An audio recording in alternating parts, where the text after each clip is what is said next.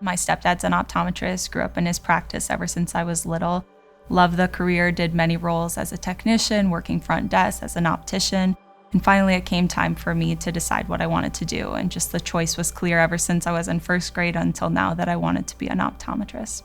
Each day is just so fulfilling, like being able to help patients see in like their most important sense. And it's just been so rewarding as a career just to kind of help patients be able to do that.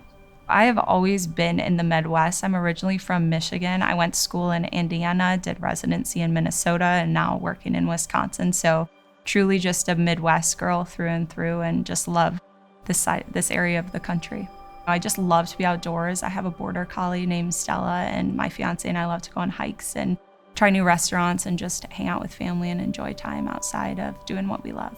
I always say never stop learning, so I'm consistently like trying to learn myself and never hit like a plateau where I feel I'm prepared and I know everything, because there's always places where we can improve to better serve our patients. I actually am a writer for an optometry magazine that allows me to just be on the front end of medicine and make sure other providers are aware what's out there too. I think it's super important to collaborate with other professionals, especially just taking each patient as an individual and figuring out what their needs are and knowing that I can provide this service to you, but let's have you see another provider for that. And so just having that ability to do that for a patient is super important just to get them living their best life. I actually just had a patient last week who I had to send to the ER to get some special cardiac testing.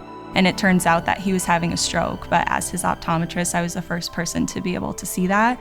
And so I called him the next day and he was like, I've just been telling everyone like how grateful I am that my optometrist saved my life. And so stories like that, just hearing how grateful patients are for the care that we can provide is just very rewarding and makes it all worth it in the end.